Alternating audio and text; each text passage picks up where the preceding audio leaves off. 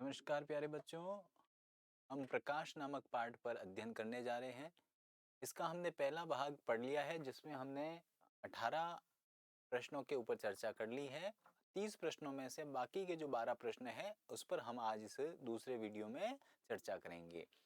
19वां सवाल है, लेंस की क्षमता से क्या तात्पर्य है। तो लेंस की क्षमता से क्या तात्पर्य है, देखो, किसी लेंस के द्वारा प्रकाश की किरणों को एक बिंदु पर मिलाने या उससे फैलाने की जो क्षमता होती है उसे लेंस की क्षमता कहते हैं। एक लेंस अपनी अपने अंदर से गुजरने वाली प्रकाश की किरणों को कितनी मिला सकता है और कितनी फैला सकता है उसे ही लेंस की क्षमता कहते हैं। लेंस की क्षमता का जो सूत्र है बच्चों, ये हम अगले सवाल में पढ़ने जा रहे हैं। ये फोकस दूरी का व्युत्क्रम होती है। लेंस की क्षमता का सूत्र क्या है? P बराबर 1/f। P का मतलब क्या है? लेंस की क्षमता। P का मतलब क्या है? लेंस की क्षमता। और F का मतलब क्या है? फोकस दूरी। तो ये फोकस दूरी हो गई। एक बटा का मतलब है व्युत्क्रम। तो फोकस दूरी का व्युत्क्रम क्या होती है? लेंस की क्षमता। ये हमने लिखी है बात। ये फोकस दूरी का व्युत्क्रम होती है। लेंस की क्षमता का मात्रक बोर्ड में सबसे ज्यादा पूछा जाता है। तो लेंस की क्षमता का जो मात्रक है वो डायप्टर होता है बच्चों। याद रखना, लेंस की क्षमता का मात्रक क्या होता है? डायप्टर होता है। अब नोट करके मैंने कुछ बातें लिखी है, वो भी आपको याद रखनी है। उत्तल लेंस छोटे अक्षरों को पढ़ने में उपयोगी होता है। छोटे छोटे जो अक्षर होते हैं उनको पढ़ने में कौन सा लेंस काम में आता है? उत्तल लेंस। अभिसारी लेंस, जिसको हम उत्तल लेंस ही कहते हैं, इसकी फोकस दूरी धनात्मक होती है। उत्तल लेंस की फोकस दूरी धनात्मक होती है। ये बच्चों याद रखनी है। उसके बाद में अब हम 5वां सवाल पढ़ रहे हैं, डायप्टर से क्या तात्पर्य है। अभी हमने थोड़ी देर पहले चर्चा की, डायप्टर क्या होता है? लेंस की क्षमता का जो मात्रक होता है उसे डायप्टर कहते हैं। का सूत्र पढ़ा था, P बराबर 1/f। तो यदि फोकस दूरी 1 मीटर है, फोकस दूरी कितनी है? फोकस दूरी कितनी है? 1 मीटर है। तो 1/1, 1/1 1 होता है, यानी कि एक डायप्टर आ गया उत्तर। एक फोकस दूरी वाले 1 मीटर फोकस दूरी वाले लेंस की जो क्षमता होती है उसे एक डायप्टर कहते हैं। उसके बाद सत्य असत्य की पहचान कीजिए। ये आप इसको आराम से देखना, आराम से समझ में आ जाएगा। लेंस की कुल क्षमता पृथक पृथक क्षमता वाले लेंस की क्षमता का बीजगणितीय योग होती है। बिल्कुल सही है। यानी लेंस की जो क्षमता होती है वो, अगर एक चश्मे में 2 प्रकार के लेंस लगे हैं तो दोनों लेंसों की क्षमता का जो बीजगणितीय योग होगा वो उसकी कुल क्षमता कहलाएगी। यानी कि एक कांच में लेंस, अगर 2 लेंस लगे हैं तो दोनों लेंसों की क्षमता का जो योग होगा वो कुल क्षमता कहलाएगी। समान साइज का प्रतिबिंब तब प्राप्त होता है जब वस्तु अनंत पर होती है। नहीं, ये गलत बात है। तो कब होता है बताओ? वक्रता केंद्र पर। जब वस्तु कहाँ पर होती है? वक्रता केंद्र पर होती है, तब हमें समान साइज का प्रतिबिंब प्राप्त होता है। ये बच्चों याद रखना, महत्वपूर्ण प्रश्न है, पूछा जा सकता है। उसके बाद में उत्तल दर्पण से वास्तविक प्रतिबिंब ही प्राप्त होते हैं। ही लिख दिया इसलिए गलत हो गया, ध्यान रखना। उत्तल दर्पण से आभासी प्रतिबिंब प्राप्त होते हैं। कैसे प्रतिबिंब? आभासी। प्लास्टिक से लेंस बन सकता है, बिल्कुल बनता है। आजकल फाइबर से, प्लास्टिक से भी लेंस बनाने की प्रक्रिया इजाद हो चुकी है। तो ये सारे आप माइंड में रखना कि कौन से सवाल सही है कल। हालांकि अपने सही गलत वाले सवाल नहीं पूछे जाएंगे, लेकिन चीजों को दिमाग में रखना है। उसके बाद अब निम्न प्रश्नों के उत्तर दीजिए। 2 मीटर फोकस दूरी वाले अवतल लेंस की क्षमता ज्ञात कीजिए। अवतल लेंस लिखा है तो साथियों याद रखिएगा, अवतल लेंस की फोकस दूरी धनात्मक होगी कि ऋणात्मक होगी, पहले तो ये बताइए। तो याद रखिएगा, अवतल लेंस की फोकस दूरी ऋणात्मक होती है। ये हमने एक नोट पढ़ा था, उसमें लिखा था उत्तल लेंस की फोकस दूरी धनात्मक होती है। तो अवतल लेंस की फोकस दूरी कैसी हो गई? ऋणात्मक। अब ये सूत्र लिखा हुआ पड़ा है, P बराबर 1/f। हमें क्या ज्ञात करनी है? क्षमता, यानी P ज्ञात करना है। तो ये हो गया 1/f। f की जगह क्या लिख देंगे? 2। लेकिन 2 किस में? माइनस में। तो P बराबर आ गया 1/-2। अब -2 का अगर 1 में भाग देंगे तो बताओ कितना आ जाएगा? 2 का 1 में भाग देते तो 0.5 आता, लेकिन अब ये माइनस है तो इसलिए उत्तर आ जाएगा -0.5D। तो उत्तर क्या हो जाएगा? ब हो जाएगा। इस प्रकार के प्रश्न पूछे जा सकते हैं। उसके बाद में अगला, किस दर्पण का प्रतिबिंब सदैव सीधा होता है? तो समतल दर्पण का और उत्तल दर्पण का। आभासी सीधा होता है उत्तल में, याद रखना है, ठीक है, और इसमें वास्तविक सीधा। किसी गोलीय दर्पण तथा लेंस की फोकस दूरी -15 सेंटीमीटर है। देखो फोकस दूरी कैसी आ गई, माइनस में आ गई है, तो ये कैसा होगा बताओ, ठीक है। तो याद रखिएगा, दर्पण में और इसमें लेंस में ये प्रक्रियाएं परिवर्तित होती है। माध्यम में प्रवेश करने पर प्रकाश की किरण सदैव अभिलंब की ओर झुक जाती है, अभिलंब की ओर झुक जाती है। कब, कौन से माध्यम में? तो याद रखना, यहाँ डैश था, सघन माध्यम में। सघन माध्यम में प्रकाश की किरण सदैव अभिलंब की ओर झुक जाती है।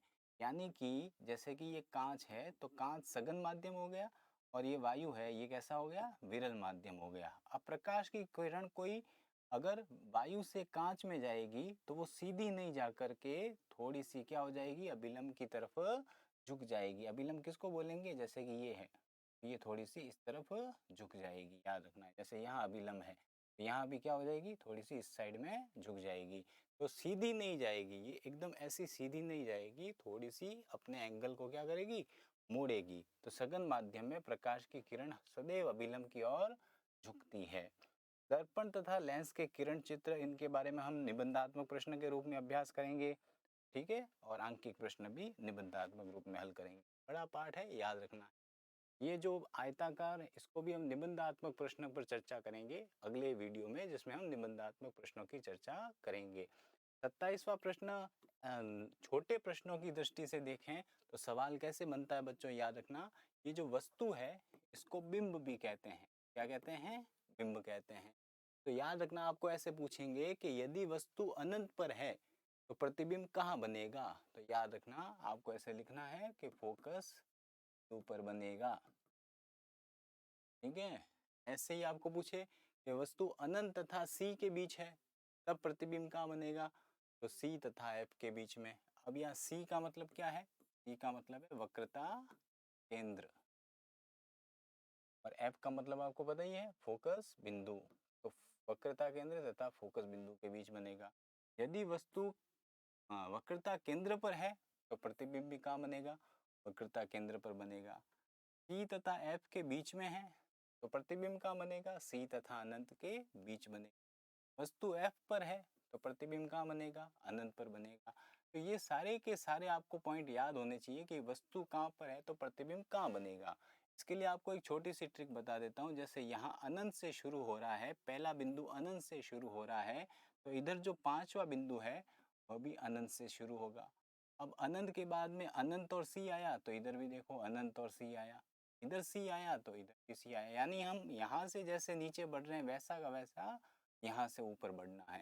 यानी 1 से 5 की तरफ आ रहे हैं तो इधर 5 से 1 की तरफ वही बिंदु वापस उल्टे क्रम में शुरू करने हैं। देखो 5 नंबर पे जो एफ है वो यहाँ 1 नंबर पे आ गया, 1 नंबर पे जो अनंत है वो यहाँ 5 नंबर पे आ गया। इस प्रकार से हम इस सारणी को रटने की आवश्यकता नहीं है, आप इसको आराम से जो है वो एक बिंदु को याद करके दूसरे बिंदु को अपने आप लिख सकते हैं। उसके बाद में प्रतिबिंब के बारे में याद रखना, सारे के सारे प्रतिबिंब 5 तक सारे प्रतिबिंब कैसे होते हैं? वास्तविक और उल्टे होते हैं।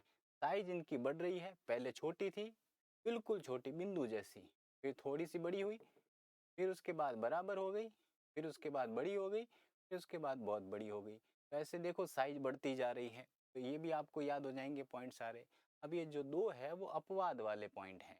अपवाद का मतलब है यहाँ वास्तविक और उल्टा न बन के आभासी और सीधा प्रतिबिंब बनता है, ठीक है। और यहाँ याद रखना प्रतिबिंब कैसा बनता है? बड़ा बनता है, हाँ बराबर। ये वाली कंडीशन नहीं पूछी जाती परीक्षा में, आपको तो मुख्य रूप से 5 और एक 6 बिंदु याद रखने हैं, ठीक है। एफ तथा पी के बीच में जो वस्तु स्थित होती है उसका प्रतिबिंब दर्पण के पीछे बनता है। तो ये 6 प्रश्न यहाँ से बन रहे हैं आपके, 6 ये और 7वां 8वां, और इसमें से ये बराबर वाला प्रश्न बन सकता है, ठीक है। तो 9 प्रश्न इस सारणी में से एक एक लाइन के बनते हैं। तो ये 9 के 9 प्रश्न आपको याद करके जाने हैं, ठीक है। सी क्या होता है, एफ क्या होता है, इसको हमने सबसे आगे वाले सवाल में समझ लिया था, ठीक है। उसके बाद में समतल दर्पण का आवर्धन +1 है, तो इसका मतलब ये है कि वस्तु तथा प्रतिबिंब का आकार क्या है, बराबर होता है। यानी अलमारी में कांच में जब अपन बच्चे देखते हैं किसी को, तो हमारा जो साइज है वो अलमारी के कांच में बराबर ही दिखती है। यूँ तो है नहीं कि अलमारी के कांच में हम बड़े बहुत लंबे दिखाई देते हैं या बहुत छोटे दिखाई देते हैं, नहीं, हमारा आकार हमारी अलमारी में सेम टू सेम वैसा का वैसा ही दिखाई देता है। इसका मतलब ये है कि उसकी आवर्धन क्षमता का मान कितना है, +1 है। अगर ये आवर्धन क्षमता माइनस में होती तो आकार छोटा हो जाता, यानी हम जितने लंबे दिख रहे हैं कांच में छोटे दिखते, ठीक है। ऐसे ही अगर आवर्धन क्षमता बहुत ज़्यादा होती, +1 से ज़्यादा होती, तो ऐसी स्थिति में हम बहुत लंबे कांच में दिखाई देते। तो आवर्धन क्षमता आपको पूछे समतल दर्पण की कितनी होती है, तो +1 होती है। आवर्धन क्षमता का सूत्र पूछे तो क्या है, m बराबर H2/H1। अब H2 क्या है, H1 क्या है और m क्या है। m का मतलब तो हो गया आवर्धन क्षमता, ठीक है, और H2 और H1 का क्या मतलब है, H2 का मतलब है प्रतिबिंब की ऊंचाई और H1 का मतलब है वस्तु की ऊंचाई। यानी वस्तु मैं हूं और अलमारी के अंदर जो दिख रहा है मैं, वो प्रतिबिंब है, ठीक है। तो प्रतिबिंब की ऊंचाई और किसकी ऊंचाई, वस्तु की ऊंचाई, ठीक है। उसके बाद में ये जो 28वां और 29वां सवाल है, ये ठीक वैसा ही है जैसा कि हमने अभी थोड़ी देर पहले सारणी पढ़ी है, ठीक है। जैसे अनंत आ गया 1 नंबर पे, तो वापस देखो 5 नंबर पे अनंत आ गया, ठीक है। यहाँ अनंत और यहाँ सी की जगह क्या लिखा है, 2F1 लिखा है। जब अपन चित्र बनाएंगे तब इसको और अच्छे से समझ पाएंगे। ये देखो बिंदुवत छोटा बराबर बड़ा ऐसे आकार बढ़ता जा रहा है। ये देखो यहाँ तक वास्तविक उल्टा है, फिर आभासी सीधा आ गया, और ये 1 से 5 तक ऐसा का ऐसा चल रहा है। समझ में आई ना बात। तो ये चीज़ें सेम की सेम है, आपको याद करनी है। उसके बाद में ऐसे ही अवतल लेंस की सारणी है, इस सारणी को भी आप याद रखना। अनंत पर है तो कब बनता है, F पर बनता है। अनंत और ध्रुव के बीच कहीं भी बनता है तो ध्रुव पर F। यानी इन सारणियों के मान याद रखिएगा, ठीक है। इसके बाद में अपन जो है अगली एक क्लास प्रकाश की और बनाएंगे, जिसमें अपन किरण चित्र बनाना सीखेंगे, ठीक है। उसमें अपन ये सीखेंगे कि कैसे जो है वो आंकिक प्रश्न हल किए जाते हैं। तो ये जो दीर्घ उत्तरात्मक प्रश्न है, इसके बारे में अपन एक अलग से क्लास में डिस्कस करेंगे, ठीक है। अभी हमने जो इस 2 वीडियो बनाए हैं, इनमें हमने केवल कैसे प्रश्नों के ऊपर चर्चा की है, छोटे, अति छोटे और ऑब्जेक्टिव टाइप के सवालों के बारे में चर्चा की है। पाठ बहुत भारी है, पाठ बहुत लंबा है और महंगा पाठ है, यानी कि ज़्यादा अंक का पाठ है, इसलिए इस पाठ को छोड़ना बिल्कुल नहीं है। ये सारे छोटे छोटे प्रश्न याद कीजिए, ताकि आपके इस पाठ में से कम छोटे छोटे सवाल ही अगर आप याद कर लेते हैं तो 4-5 नंबर तो यूं ही मिल जाएंगे। ऐसी स्थिति में आपको ये पाठ बिल्कुल भी छोड़ना नहीं है, भारी समझ करके धीरे धीरे पढ़ेंगे, सारी चीज़ें आएगी, ठीक है। मिलते हैं अगली क्लास के अंदर एक नए वीडियो के साथ, तब तक के लिए बेटा बाय बाय।